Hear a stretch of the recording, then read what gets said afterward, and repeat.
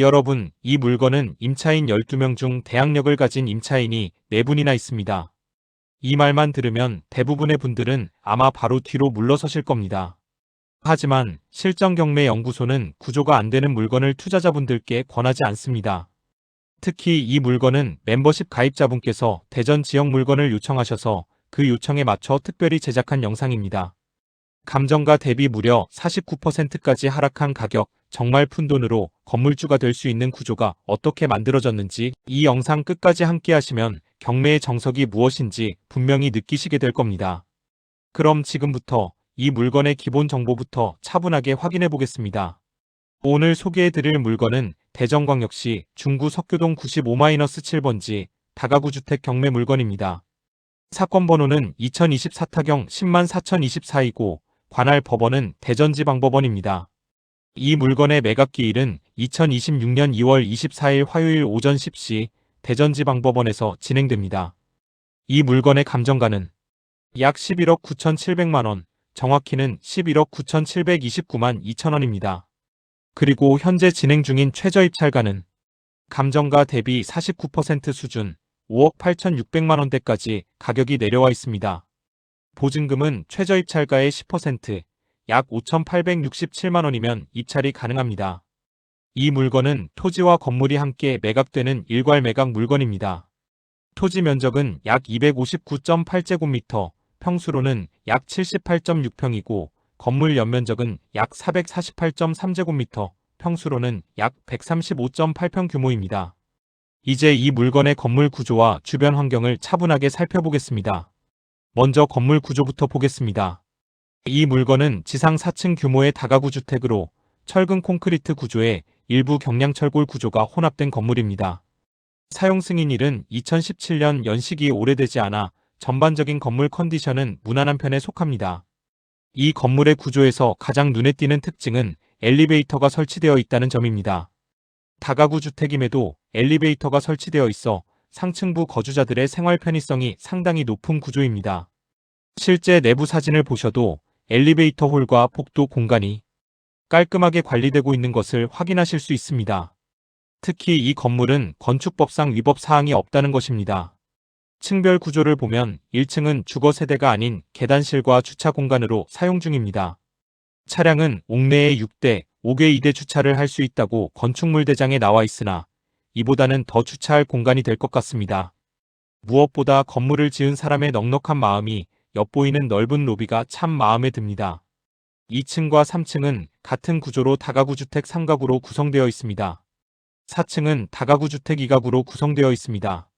즉, 총 8가구 구조의 전형적인 중형 다가구 주택입니다. 제시 목록 외의 물건으로 건물과 붙은 야외 조경수가 있습니다. 건물 외관을 보시면 벽돌 마감과 창호 상태가 비교적 깔끔하고 관리 소홀로 인한 뚜렷한 노후 흔적은 눈에 띄지 않습니다. 이 정도 연식에 이 정도 관리 상태라면 향후에도 추가적인 대규모 수선 부담은 크지 않은 편입니다. 이제 주변 환경을 보겠습니다. 이 물건은 대전광역시 중구 석교동 석교초등학교 인근 주거지역에 위치해 있습니다. 주변은 단독주택과 다가구 주택, 소규모 상가와 근린생활시설이 혼재된 전형적인 주거 밀집 지역입니다. 도로 여건을 보면 본거는 북측으로 소로에 접한 위치로 차량 접근이 가능하고 인근에 시내버스 정류장도 위치해 있어 대중교통 이용도 무난한 편입니다. 생활권으로 보더라도 주거 수요가 꾸준히 형성되는 지역이라고 보셔도 무리가 없습니다. 토지의 형태는 인접 필지와 대체로 등고 평탄한 세장형 토지로 주거용 건물로 이용하기에 큰 불편은 없는 형태입니다. 토지 이용 계획상으로도 제2종 일반 주거지역에 해당해 용도상 문제는 없습니다. 정리해 보겠습니다. 이 물건은 엘리베이터가 설치된 다가구 주택 연식 부담 크지 않은 2017년 준공 총 8가구의 안정적인 구조주거 밀집 지역 내 입지, 차량 접근과 생활 인프라 문안 이런 조건을 갖춘 실사용과 투자 모두 고려 가능한 구조의 다가구 주택입니다. 이제 다음 단계에서 많은 분들이 이 물건을 처음부터 포기하게 만드는 이유, 바로 권리관계와 임차인 구조를 본격적으로 살펴보겠습니다. 이제 이 물건에서 가장 중요하고 대부분의 투자자분들이 여기서 도망가는 권리 분석과 임차인 구조를 차분하게 정리해 보겠습니다. 먼저 이 물건의 말소 기준 권리부터 정확히 짚고 가겠습니다. 이 물건의 말소기준 권리는 2019년 7월 23일 설정된 근저당권, 채권자는 위드자산관리대부 주식회사 채권 최고액은 5억 5,200만 원입니다. 2019년 7월 23일 이후에 등재된 2023년 10월 26일 임차권 설정을 비롯해서 4개의 임차권 설정과 중구청에서 압류한 권리 모두 소멸됩니다. 하지만 이것은 법원에서 조사한 내용으로 근저당권보다 이전에 있는 숨은 권리가 있는지 여러분이 확인하셔야 합니다. 이제 임차인 현황을 전체적으로 보겠습니다. 본 건물은 총 임차인 12명, 그중 실질적으로 대항력을 갖춘 임차인은 4명입니다. 이 숫자만 들으면 대부분 여기서 바로 포기하십니다. 하지만 실정경매연구소는 여기서 한 번 더 구조를 뜯어봅니다. 먼저 대항력이 있는 임차인부터 정리하겠습니다. 대항력 있는 임차인은 1번, 2번, 6번, 7번 임차인입니다. 1번의 201호에는 2018년 2월 12일 전입한 임차인으로 확정일자 없습니다. 그리고 배당 요구도 하지 않았습니다. 그럼 모두 이렇게 생각하십니다. 당연히 낙찰자가 인수해야 하네. 하지만 1번 임차인은 2번 임차인과 동일한 201호를 사용하고 있습니다. 그리고 같은 날 전입을 하였습니다. 그리고 2번 임차인은 확정일자를 받아두었고 배당 요구도 하였습니다. 보증금은 6,500만 원입니다. 결론은 1번 임차인과 2번 임차인은 한 가족이며 낙찰자가 인수할 것이 없다는 것입니다. 이해되셨나요? 혹시 이해가 되지 않으셨다면 멤버십에 가입하시고 전화로 문의하시면 상세히 알려드릴 겁니다. 이어서 6번 301호 임차인 역시 전입은 기준권리보다 앞서 전입을 하였지만 확정일자 받지 않았고 배당 요구도 하지 않았습니다. 1번 임차인과 같은 형태입니다. 그런데 이 또한 7번 임차인과 같은 301을 사용하고 있고 7번 임차인은 확정일자를 받았으며 배당 요구도 하였습니다. 보증금은 6,500만 원입니다. 결론적으로 이 6번 임차인과 7번 임차인은 가족으로 301호에서 함께 생활하고 있다는 뜻입니다. 그리고 이 보증금 6,500만 원은 법원에서 배당으로 받아가게 됩니다. 결국 낙찰자는 인수할 것이 아무것도 없다는 말이 됩니다. 즉, 이 물건은 대항력 있는 임차인이 많아서 위험한 물건이 아니라 임차인 구조를 이해하지 못하면 위험해지는 물건입니다. 그래서 이 물건은 초보자에게는 위험해 보이지만 구조를 아는 투자자에게는 49%까지 떨어진 가격이 기회가 되는 물건입니다. 이제 다음 단계에서는 이 복잡한 권리 구조를 전제로 금융 흐름과 실제 투자금이 어떻게 구성되는지 이어서 차분하게 풀어보겠습니다. 이제 이 물건을 1주택 보유자가 최저가에 낙찰받는 상황으로 가정하고 금융 흐름을 차분하게 계산해 보겠습니다. 이 물건의 최저 입찰 금액은 5억 8,667만 2천 원입니다. 먼저 대출부터 보겠습니다. 1주택 보유자 기준 은행 대출을 낙찰가의 70%로 가정하겠습니다. 낙찰가 5억 8,667만 원의 70%는 약 4억 1,067만 원입니다. 그런데 이 물건은 다가구 주택이고 방 빼기 비용을 1칸당 1천만 원으로 가정합니다. 이 건물은 총 8칸이므로 방 빼기 비용은 총 8천만 원입니다. 이 방 빼기 비용은 은행에서 대출이 나오지 않습니다. 따라서 실제 은행 대출로 활용 가능한 금액은 대출금 4억 1,067만 원에서 8천만 원을 뺀 약 3억 3,067만 원입니다. 이제 본인 부담금을 계산해 보겠습니다. 먼저 낙찰가의 자기자본 30%는 최저 낙찰금 5억 8,667만 원의 30%는 약 1억 7,600만 원입니다. 여기에 은행에서 빠지는 방 빼기 비용 8천만 원을 더합니다. 또한 부대비용으로 취득세를 계산해야 합니다. 1주택자 보유자가 이 물건을 낙찰받았다고 가정했을 때 약 1.1%의 취득세가 발생합니다. 금액은 약 650만 원입니다. 그리고 법무사 비용은 100만 원과 기타 등록세와 교통비 등 기타 비용으로 50만 원. 이 모든 금액을 합치면 실제 투자자가 준비해야 할 자기자금은 자기자본 30% 약 1억 7,600만 원과 방 빼기 비용 8천만 원, 취득세 약 650만 원, 법무사 비용 100만 원, 기타 비용 50만 원 이렇게 총 자기부담금은 약 2억 6,400만 원 수준입니다. 은행 대출금과 자기부담금을 합하면 5억 9,467만 원입니다. 이 금액이 이 물건을 취득하기 위해 필요한 총 자금 규모, 즉 대출 포함 총 소요자금입니다. 그럼 이 물건의 금융 흐름, 그 중에서도 매달 실제로 빠져나가는 비용을 차분하게 계산해 보겠습니다. 먼저 은행 대출부터 보겠습니다. 은행 대출금은 약 3억 3,067만 원입니다. 여기에 연 이자율 4%를 적용하면 연간 이자는 약 1,322만 원이 발생합니다. 이를 월 단위로 나누면 은행에 매달 내는 이자는 약 110만 원 수준입니다. 다음으로 많은 분들이 계산하지 않는 하지만 반드시 봐야 하는 자기자본의 기회비용입니다. 이 물건에 본인이 실제로 투입한 자기자금은 약 2억 6,400만 원입니다. 이 돈을 다른 곳에 예치하거나 다른 투자에 사용했을 경우를 가정해 동일하게 연 4%의 기회비용을 적용하겠습니다. 그러면 연간 기회비용은 약 1,056만 원, 월로 환산하면 약 88만 원입니다. 정리해 보겠습니다. 이 물건을 보유하면서 매달 발생하는 금융비용은 은행이자 약 110만 원, 자기자본 기회비용 약 88만 원, 두 가지를 합쳐 매달 약 198만 원 수준의 금융비용이 발생합니다.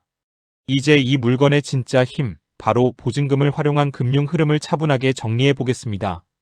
여러분 여기서 잠시만요. 만약 여러분 중에 이 물건을 내 걸로 만들고 싶으시다거나 경매로 투자를 하고 싶은데 자신이 없으신 분은 아래 설명란에 있는 문의처로 연락을 주시면 저희들이 도와드릴 수 있습니다. 그리고 멤버십에 가입하시면 경매 물건을 분석하다가 어려운 부분이나 궁금한 사항을 언제든지 전화해서 문의하실 수 있습니다. 뿐만 아니라 누구보다도 돈 되는 경매 물건을 가장 먼저 받아보실 수 있습니다. 그리고 저희들이 이 영상 하나를 제작하기 위해 참 많은 노력과 시간이 들어갑니다. 여러분들의 구독과 좋아요, 알림 하나가 저희들의 영상 제작에 참 많은 도움이 됩니다. 부탁드리겠습니다. 그럼 계속 진행하겠습니다. 먼저 현재 이 건물의 총 임차보증금 합계는 6억 8,500만 원입니다. 가장 먼저 이 임차보증금으로 은행 대출부터 상환합니다. 은행 대출금은 3억 3,067만 원이었습니다. 이 대출을 임차보증금으로 전액 상환합니다. 그러면 보증금에서 은행 대출을 막고 남는 금액은 약 3억 5,433만 원입니다. 다음은 자기 투자금 회수 후 남는 돈을 계산해 보겠습니다. 이 물건에 실제로 투입했던 본인 자기자본 2억 6,400만 원을 여기서 모두 회수합니다. 그러고 나면 남는 현금은 약 9,033만 원입니다. 즉 은행 대출은 모두 정리됐고 투자 원금도 전부 회수했고 손에 현금 약 9천만 원이 남아있는 구조입니다. 남은 현금을 금융기관에 예치합니다. 이 9,033만 원을 신협이나 새마을금고에 연 4%로 예치한다고 가정하겠습니다. 연 이자는 약 361만 원, 이를 월로 나누면 월 약 30만 원의 이자 수익이 발생합니다. 여기에 월세 수입을 더합니다. 현재 이 건물에서 발생하는 월세 총합은 65만 원입니다. 최종 월 수익 구조 정리. 이제 모든 흐름을 한 번에 정리해 보겠습니다. 금융기관 이자 수익 약 30만 원, 월세 수입 65만 원, 월 총 현금 수익 약 95만 원이 됩니다. 최종 결론으로 이 물건은 은행 대출 영원 투자 원금 전액 회수 손에 남은 현금 약 9천만 원 매달 고정 수익 약 95만 원이라는 구조가 완성됩니다. 그래서 이 물건은 겉으로 보면 임차인 많고 복잡한 위험한 물건처럼 보이지만 구조를 이해하고 접근하면 49% 가격의 건물주가 되면서 매달 현금이 찍히는 물건이 되는 것입니다. 이제 이 물건의 출구 전략, 1가구 1주택 소유자 개인이 3년 보유 후 매각하는 상황을 차분하게 계산해 보겠습니다. 먼저 매각 조건부터 명확히 하겠습니다. 이 물건은 감정금액인 11억 9,729만 2천 원에 매각한다고 가정하겠습니다. 그리고 이 물건에 들어간 총 투자원가, 즉 은행 대출금과 자기 부담금을 모두 합한 총 매입원가는 5억 9,467만 원입니다. 이제 양도차익부터 계산하겠습니다. 매각 금액은 감정금액인 11억 9,729만 원으로 하겠습니다. 총 투자원가 5억 9,467만 원을 빼면 양도차익은 6억 262만 원입니다. 다음으로 보유기간에 따른 장기 보유 특별공제를 적용하겠습니다. 이 물건은 3년 보유이므로 장기 보유 특별공제 6%를 적용합니다. 양도차익 6억 262만 원의 6%, 약 3,615만 원을 공제로 차감합니다. 이어서 개인 매각 시 기본공제 250만 원을 추가로 차감합니다. 이제 세금 계산의 기준이 되는 과세표준을 정리하면 양도차익 6억 262만 원에서 장기보유 특별공제 약 3,615만 원, 기본공제 250만 원을 빼고 나면 과세표준은 약 5억 6,396만 원입니다. 이 과세표준을 기준으로 양도소득세를 계산하겠습니다. 이 구간은 고세율 구간에 해당하므로 세율 42%, 누진공제 3,540만 원을 적용합니다. 여기에 지방소득세까지 포함하면 총 양도 관련 세금은 약 2억 2,100만 원 수준입니다. 이제 가장 중요한 순수익을 보겠습니다. 양도차익 6억 262만 원에서 양도소득세와 지방소득세 약 2억 2,100만 원을 차감하면 세후 순수익은 약 3억 8,100만 원입니다. 정리해 보겠습니다. 이 물건은 총 투자원가 5억 9,467만 원 3년 보유 후 감정가 매각 양도차익 기준 세금 정리 후 순수하게 남는 돈 약 3억 8천만 원이라는 결과가 나옵니다. 그런데 여러분, 여기서 멤버십만을 위한 아주 중요한 비밀을 하나 알려드리겠습니다. 지금 세금을 계산해보니 세금으로 빠져나가는 돈이 약 2억 2,100만 원입니다. 이 세금을 절세하는, 아니 거의 내지 않는 고수만의 비밀을 알려드리겠습니다. 그것은 1가구 1주택으로 만들어야 합니다. 앞서 설명한 내용의 전제는 1주택 보유자가 이 물건을 낙찰받았을 때를 가정한 것이므로 이번에는 1주택 보유자가 이 물건을 낙찰받은 후 보유한 주택을 매각시키고 오직 이 물건만 보유한 것으로 만드는 겁니다. 그리고 2년 동안 이 물건의 주소지로 전입한 후 매각하는 것입니다. 이때 주의해야 할 점은 세대 전체가 본 물건으로 전입을 해야 합니다. 또 하나, 전기세, 수도세 등 납부했다는 것 인정받을 뭔가 있어야 합니다. 물론 저희 멤버십 가입자분은 똑똑하셔서 잘하시리라 믿습니다. 그리고 3년 보유한 후 매각을 한다면 양도가액 12억 원까지는 전액 비과세입니다. 이 물건의 매각 예정 금액은 11억 9,729만 원, 12억 원 이하이기 때문에 양도소득세 0원, 지방소득세도 0원, 즉 세금이 전혀 발생하지 않습니다.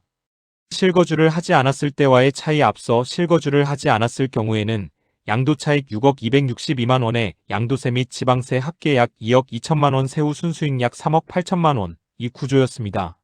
하지만 실거주 2년을 채우면 동일한 양도차익 6억 262만 원에서 납부 세금 0원, 양도차익 전부가 순수익이 됩니다. 숫자로 비교해 보겠습니다. 실거주 미충족 시 최종 순수익 약 3억 8,100만 원, 실거주 2년 충족 시 최종 순수익 6억 262만 원, 차이 약 2억 2천만 원, 이 차이가 바로 실거주 2년의 힘입니다. 만약 12억 원을 초과해 매각된다면, 만약 집값이 더 올라 12억 원을 초과해 매각하더라도 실거주는 여전히 강력합니다. 실거주를 하지 않은 경우에는 장기 보유 특별공제가 연 2%, 3년 보유 시 6%에 불과하지만 실거주를 한 경우에는 장기 보유 특별공제가 보유 연 4%, 거주 연 4%로 계산됩니다. 즉 3년 보유 2년 거주 시 일반 매각 6% 공제, 실거주 매각 20% 공제, 공제율이 6%에서 20%로 껑충 뛰게 됩니다. 그래서 12억 원을 초과한 금액에 대해서도 실제 부담해야 할 세금은 크게 줄어들게 됩니다. 다가구 주택 실거주 시 주의할 점으로 반드시 지켜야 할 사항도 짚고 가겠습니다. 다가구 주택은 단독주택으로 간주됩니다. 반드시 통매각으로 진행해야 합니다. 실제 거주 사실이 확인되어야 합니다. 전입신고만 해놓고 거주하지 않으면 비과세가 부인됩니다. 전기, 수도, 관리비 사용 내역 등 실거주 흔적이 남아있어야 합니다. 다른 주택을 보유한 다주택자의 경우 12억 비과세는 적용되지 않지만 실거주에 따른 장기 보유 특별공제는 여전히 유리합니다. 최종 정리, 이 물건은 그냥 임대만 돌리면 순수익 약 3억 8천만 원, 2년 실거주만 채우면 순수익 약 6억 원 차이, 2억 원 이상. 그래서 이 물건은 단순한 다가구 투자가 아니라 2년만 살고 나와도 인생 수익이 달라지는 물건입니다. 오늘 물건 정리해 보겠습니다. 처음 보셨을 때는 임차인 12명, 대항력 있는 임차인 4명이라는 말에 대부분 여기서 바로 뒤로 가셨을 겁니다. 하지만 구조를 하나하나 뜯어보니 낙찰자가 인수할 임차보증금은 없었고 가격은 감정가 대비 49%까지 하락한 상태였습니다. 여기에 금융구조를 정리해보니 보증금으로 대출을 막고 자기 자본까지 모두 회수한 뒤에도 현금 흐름이 남는 구조였습니다. 그리고 가장 결정적인 한 수, 실거주 2년을 채우면 이 물건은 완전히 다른 물건이 됩니다. 3년 보유 후 감정가에 매각하더라도 1세대 1주택 비과세가 적용돼 양도소득세는 0원. 결국 세금으로 2억 원이 넘는 돈이 그대로 내 수익이 되는 구조입니다. 이게 바로 겉으로만 보면 위험해 보이지만 구조를 알면 기회가 되는 경매 물건입니다. 그래서 경매는 감으로 하는 게 아니라 분석으로 하는 투자입니다. 만약 이런 물건에 투자하고 싶으신 분은 화면 아래 설명란에 있는 문의처로 언제든지 전화하시면 도움을 받을 수 있습니다. 오늘 영상이 여러분들께 경매를 이렇게 봐야 하는구나 하는 기준이 되었으면 합니다. 영상이 도움이 되셨다면 구독과 좋아요, 그리고 알림 설정까지 부탁드리겠습니다. 멤버십에 가입하시면 경매 물건 분석하다가 궁금한 점 언제든지 전화 문의할 수 있고, 이런 구조의 물건을 조금 더 깊이, 조금 더 빠르게 함께 보실 수 있습니다. 다음 영상에서는 더 큰 돈이 되는 경매 물건으로 찾아뵙겠습니다. 시청해주셔서 진심으로 감사합니다.